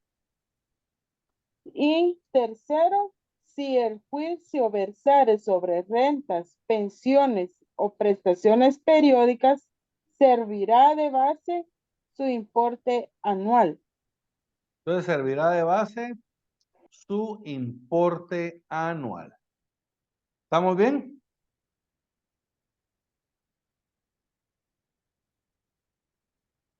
Si hay divergencia o duda acerca de la cuantía, entonces eso lo va a decidir el juez oyendo a las partes por 24 horas, en el artículo 9. Cuando en un proceso hubiere divergencia o duda acerca de la cuantía del litigio, la decidirá el juez oyendo a las partes por un término común de 24 horas. Pero ¿qué pasa, por ejemplo, con los asuntos de valor indeterminado, joven?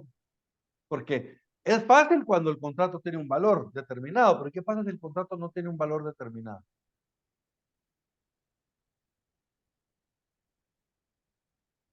Entonces, en ese caso, cuando no hay un valor determinado, este lo va a conocer un juez de primera instancia, siempre, ¿verdad? Los asuntos de valor indeterminado los conocerá el juez de primera instancia. Miren, el artículo 10.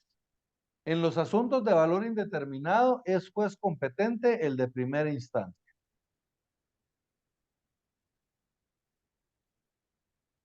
En el artículo 11, ahí se refiere a la acumulación objetiva. Les voy a explicar esto. ¿Se acuerdan que yo ya les hablé de una acumulación procesal? Que es cuando hay varios procesos en contra mía en diferentes juzgados y yo pido que se unan en uno solo. Pero fíjense pues, ¿qué pasa si yo tengo que demandar a Amparo, pero yo tengo varias pretensiones que exigirle a ella. Supongamos yo tengo 3 créditos diferentes. Tengo un crédito por 100,000 quetzales que yo le hice el año pasado. Tengo un crédito por 50,000 quetzales que le hice hace 2 años y tengo un crédito por 25,000 quetzales que le hice este año. ¿Qué exigirle? Miren, entonces son 3 obligaciones diferentes. Mismo demandante, misma demandada. Yo puedo decidir en una misma demanda poner las 3 pretensiones. Inicio un solo proceso y en ese proceso le exijo el cumplimiento de los 3 contratos. Esto es acumulación objetiva de la demanda, ¿verdad? Entonces, cuando haya acumulación objetiva de la demanda, que sea un mismo demandado, presente varias pretensiones en un mismo proceso, entonces ahí va a ser el valor, va a ser a cuánto ascienden todas las pretensiones. ¿Se acuerdan? Era una de 100,000, otra de 50,000 y otra de 25,000. Entonces la cuantía en este caso serían 175,000 quetzales. Si en un mismo proceso hay varias pretensiones, entonces la cuantía es la sumatoria de todas las pretensiones. ¿Quedó claro esto? Esto lo tenemos en el artículo 11. Miren, por favor, Gisela, artículo 11. Artículo 11. Determinación del valor en la acumulación objetiva de demandas. Si en un mismo proceso se establecen a la vez varias pretensiones en los casos en que esto pueda hacerse conforme a lo convenido en este código, a lo prevenido en este código, se determinará la cuantía del proceso por el monto a que ascendieren todas las pretensiones entabladas. Entonces, miren, se determinará la cuantía del proceso por el monto a que ascendieren todas las pretensiones entabladas. Sumamos todas las pretensiones, ¿verdad? Y ese va a ser el valor de nuestro proceso. Competencia por razón de domicilio. ¿Ante qué juez tenemos que entablar la demanda? Bien, si el juicio es civil, la regla general es que nosotros vamos a presentar la demanda en el domicilio del demandado. Miren, no importa cuál es el domicilio del demandado. La regla general es que lo vamos a presentar en el domicilio del demandado. Ahora, a mí me explicaba un leak que esta norma tiene su espíritu. Este código es de 1960. Digamos, en 1960, por ejemplo, en Escuintla era un lugar pequeño, toda la gente se conocía en el pueblo, ¿verdad? Toda la gente. En Escuintla todavía se conoce toda la gente, pero ahora ya es más grande, hay un montón de gente que uno no conoce, gente que no es de Escuintla, que llegó de afuera y todo, ¿verdad? Y lo mismo pasa en todos los lugares, por supuesto. Entonces, pero en aquel tiempo, digamos, en los años 60, si alguien demandaba a Eduardo, todo el pueblo se enteraba. ¿Ah? Demandaron a Eduardo, ustedes, uy, ¿en qué andará metido? Entonces, era, digamos, como una especie de presión social que demandar a la persona en su propio pueblo, ¿ah? Porque era como que era como un desprestigio social, digamos, que uno anduviera en pleitos de juzgado, ¿ah? Entonces, ese es más o menos como el espíritu de la norma. Entonces, por eso es de que se va a iniciar la demanda en el domicilio del demandado. ¿Estamos bien? En el domicilio del demandado.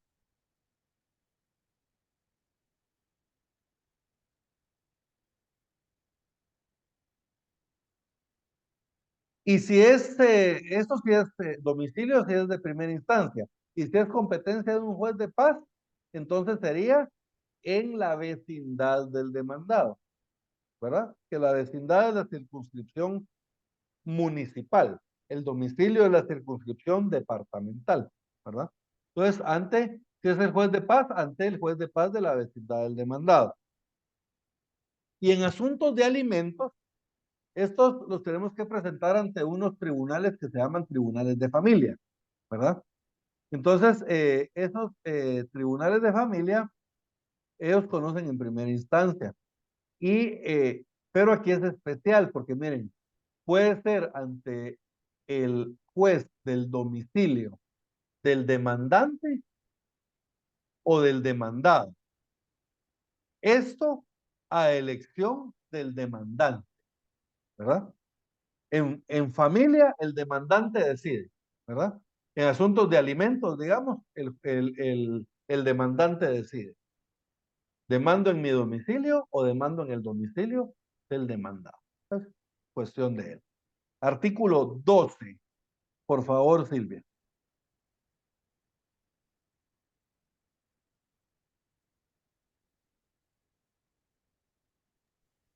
Artículo 12. Competencia por razón del domicilio. Cuando se ejerciten acciones personales, es juez competente en asunto de mayor cuantía, el de primera instancia, del departamento en que el demandado tenga su domicilio, el de menor cuantía, el juez menor de su vecindad. En los procesos que versen sobre prestaciones de alimentos o pagos de pensiones por ese concepto, será juez competente el del lugar donde resida el demandado o donde tenga su domicilio la parte demandante, a elección de esta última. A elección de esta última. ¿Bien? Bien, y luego hay algunas otras reglas que tenemos que ir viendo aquí en el código que tienen que ver con la competencia también. Por ejemplo, cuando no existe domicilio fijo, el que no tiene domicilio fijo podrá ser demandado en el lugar en donde se encuentre o en el de su última residencia. Es el domicilio del vagabundo que le llaman en la doctrina. Ahí lo vamos a ver el domicilio en civil en la siguiente clase. Competencia por domicilio constituido. Esto es cuando nosotros elegimos a un juez en el contrato para que conozca el caso. Quien ha elegido domicilio por escrito para actos y asuntos determinados podrá ser demandado ante el juez correspondiente a dicho domicilio, ¿verdad? Que es, por ejemplo, cuando yo indico en un contrato, por ejemplo, de mutuo, que a mí me prestaron dinero, y señalo como lugar para recibir notificaciones y citaciones la segunda calle 4186, zona 2 de la colonia Quetzal de Escuintla. ¿Cuál juez es el competente? El de Escuintla, ¿no? El del lugar que yo señale. ¿Estamos bien? Lo mismo si yo digo, ¿verdad? Renuncio al fuero de mi domicilio y me someto al domicilio del juez de Escuintla. Entonces ahí también, miren, yo por escrito estoy aceptando que el proceso se siga ante ese juez, entonces ante ese juez debe conocerse el proceso. ¿Vamos bien hasta acá, jóvenes?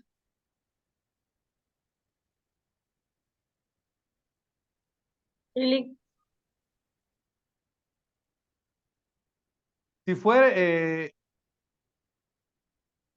tenemos la acumulación subjetiva. Si fueren varios los demandados y las acciones son conexas por el objeto o por el título, pueden ser iniciadas ante el juez del lugar del domicilio de uno de los demandados a fin que se resuelva en un mismo proceso.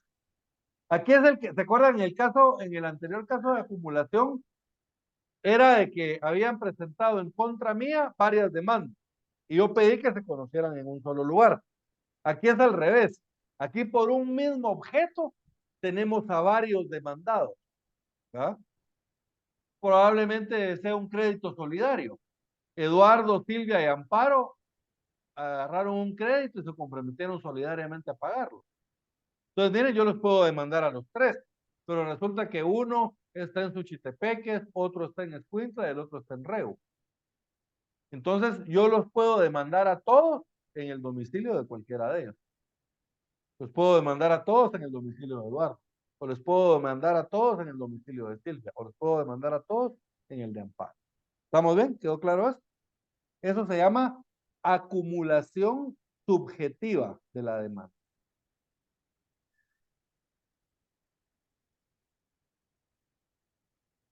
En los juicios por daños es competente el juez del domicilio del lugar donde se causaron los daños.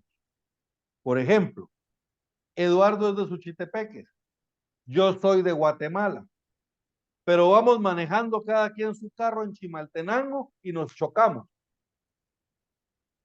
yo tuve la culpa y Eduardo me tiene que demandar a mí para que yo le pague esos daños porque no le quiero pagar. ¿Ante qué juez demandamos? Miren, aquí no es ni ante el juez del demandante ni ante el juez del demandado. Es el juez de donde ocurrieron los daños, el juez de Chimaltenango. ¿Estamos bien?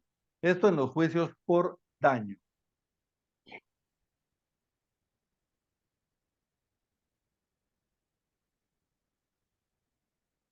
De ahí el 17 establece el demandante en toda acción personal tendrá derecho de ejercitar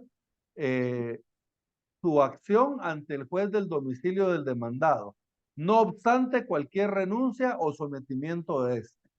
O sea que, aunque haya pacto de sumisión, yo todavía tengo la opción de no respetar ese pacto de sumisión y demandarlo en el juez de su domicilio.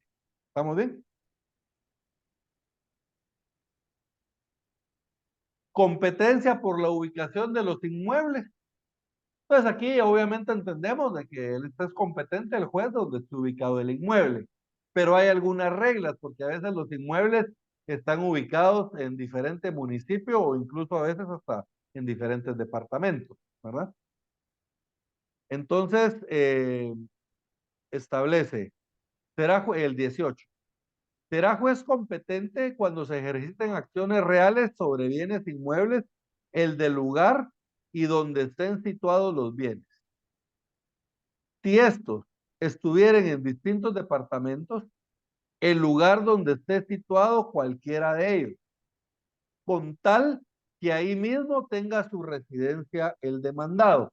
O sea, que si la finca abarca parte de Escuintla y parte de Suchitepeques, el primer criterio que voy a tomar para ver qué juez va a conocer es en dónde vivo.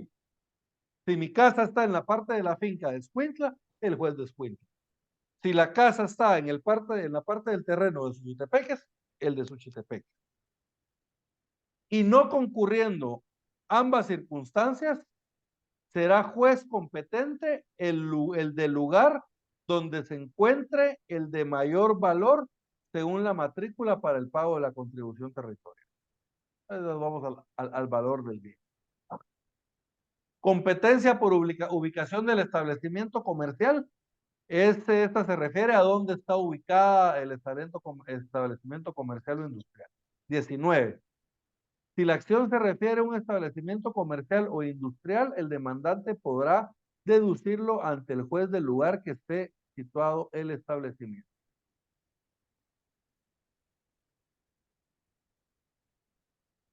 De ahí vámonos al 21. Competencia en los procesos sucesorios. 21.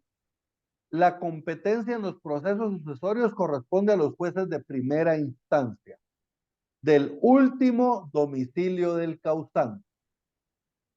A falta de domicilio, el juez de primera instancia del lugar en que exista la mayor parte de los bienes inmuebles que formen la herencia. Y a falta de domicilio, y de bienes inmuebles, al juez de primera instancia del lugar en donde el causante hubiere fallecido. Ante el mismo juez deben ejercitarse todos los derechos que de cualquier manera hayan de deducirse contra los bienes de la mutual, mientras no esté firme la partición hereditaria. Entonces, miren los procesos sucesorios ante los jueces de primera instancia. Con la salvedad de que el proceso sucesorio también lo puede conocer el notario, ¿verdad? Cuando es jurisdicción voluntaria notarial, también lo puede ejercer el notario. Luego tenemos, vámonos al 24, en jurisdicción voluntaria. También los asuntos de jurisdicción voluntaria van a ser conocidos por el juez de primera instancia. Miren, 24. Para el conocimiento de los asuntos de jurisdicción voluntaria son competentes los jueces de primera instancia de acuerdo con las disposiciones de este código. Entonces, si se dan cuenta, básicamente lo que vimos fue el primer título del código primero, del libro primero, perdón, del código, que se refiere a la jurisdicción ordinaria. En la siguiente clase tenemos que seguir nosotros con el título 2, que son los jueces, ¿verdad? Aquí están regulados quiénes son los jueces, qué jueces tienen competencia en materia civil, habla de, digamos, los demás funcionarios del juzgado, secretarios, oficiales, comisarios, los auxiliares del juez, interventores, notarios, depositarios, etc. Luego vamos a pasar al siguiente capítulo, que ahí ya vamos a empezar a hablar de las partes, quienes tienen capacidad procesal. Y luego, pues, ya viene el ejercicio de la pretensión procesal. Estas primeras dos clases de derecho procesal civil, jóvenes, yo lo sé, son un poquito lentas y un poquito aburridas. Pero ya cuando entremos a la pretensión procesal y a ver ya los procesos, ahí ya se pone bien bonito y bien dinámico, ¿verdad? Entonces ahí ya no les va a dar sueño, porque les vi que tenían carita de sueño y algunos hoy. ¿Ah? Entonces, pero es así son, estas dos primeras clases son un poquito aburridas, pero son reglas necesarias, ¿verdad? Para poder estudiar el derecho procesal civil y mercantil. Ahí se recuerdan que para el martes de la siguiente semana tienen la tarea de hacer un pequeño resumen de los principios del derecho procesal civil y mercantil, los principios procesales. Igual yo les voy a explicar los principios procesales, ¿verdad? Pero quiero que ustedes hagan la investigación. ¿Estamos bien? Bien. ¿Alguna duda hasta dónde vamos? ¿No? No se preocupen. Ahí, poco a poco, conforme ustedes vayan repasando, es normal que les vayan a ir apareciendo algunas dudas, ¿verdad? Entonces, ya saben, estoy a sus órdenes en la clase o si no me escriben un mensajito, ¿verdad? Si tienen alguna duda, les vamos haciendo alguna. Lick, Sí, Sara. disculpe una consulta. Es que no sé si tenga algo que ver con la clase, pero fíjese que yo tenía la duda si en el caso, yo sé que no tiene nada que ver, pero en el caso de derecho tributario, se aplica supletoriamente lo que dice el Código Procesal Civil en algunas cosas. Eh, sí, sí, en algunas cosas sí, porque el código tributario tiene el regulado el proceso contencioso tributario, ¿verdad? O el O- contencioso administrativo tributario, le llaman algunos también. Entonces es un proceso contencioso, ¿verdad? Pero es en materia tributaria. Entonces, tanto el proceso contencioso administrativo como el proceso contencioso tributario tienen el mismo trámite y es muy parecido al juicio ordinario civil. Entonces, muchas disposiciones del juicio ordinario civil se aplican para el contencioso tributario también. Entonces, sí, se aplica las normas. De hecho, las normas civiles y procesales civiles se aplican supletoriamente casi a todas las ramas del derecho, ¿verdad? Hasta el derecho penal, algunas cosas, ¿verdad? Hasta en el derecho penal. Pero sí se aplican supletoriamente, en la pregunta concreta, sí se aplican supletoriamente algunas normas al contencioso tributario. En estas cabría, por ejemplo, cuando hay un proceso económico coactivo, cabe la cuestión de la competencia de las cuantías. Lo que pasa es que el económico coactivo lo conoce un tribunal específico, que es el tribunal, bueno, perdón, yo estoy confundido. El económico coactivo, aquí en la ciudad capital es un tribunal específico, ¿verdad? Son los tribunales de lo económico coactivo. Que el económico coactivo son ejecuciones, pero es cuando el Estado está ejecutando en contra del particular. En los departamentos, el económico coactivo lo conocen los jueces de primera instancia civil, ¿verdad? Por eso son jueces de primera instancia civil y económico coactivo, ¿verdad? Allá está, allá en los departamentos está junto. En este caso, en materia de económico coactivo, conoce el juez de primera instancia. Sí. Sí, Ah, el bueno, juez de primera instancia no económico. importando, es que tenía dudas porque fíjese que a veces, bueno, ahí donde estoy trabajando, a veces llevan procesos, pero digamos que tratan de solicitar al contribuyente pagos de 5,000 quetzales o 10,000 quetzales, pero como todos se llevan ahí mismo, entonces tenía la duda si aplicaba en cierta forma lo que era la ínfima cuantía, mayor cuantía y eso. Civil, juzgado civil de primera instancia.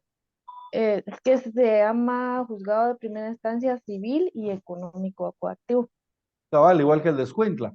Entonces, casi en todos los departamentos, digamos, la materia civil y económico coactivo la conoce el mismo juez, ¿verdad? Entonces, económico coactivo, eso lo conoce el juez de primera instancia, ¿verdad? Ahí no, ahí sin importar la competencia, la cuantía, porque por ser materia económica coactiva. Entonces, ahí sí no observamos esas reglas, sino que todo va al juzgado de primera instancia. Ah, Incluso bueno, fíjese que en gracias. algunos departamentos hay juzgados que era primera instancia civil,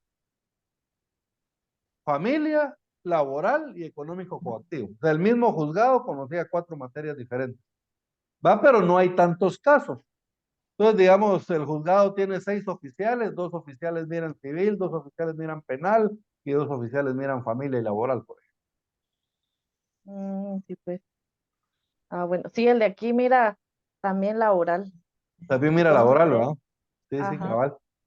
Sí, digamos, cuando no, pero conforme vaya creciendo la población del departamento, va a haber la necesidad de irlo separando. Digamos, en Escuintla conocía civil, familia, laboral y económico coactivo. Entonces, se creó el juzgado piloto laboral, se creó el tribunal de familia y ya se quedó conociendo solo civil y económico coactivo, ¿verdad? Pero en algunos lugares sí es de jurisdicción mixta, por decirlo así, ¿verdad?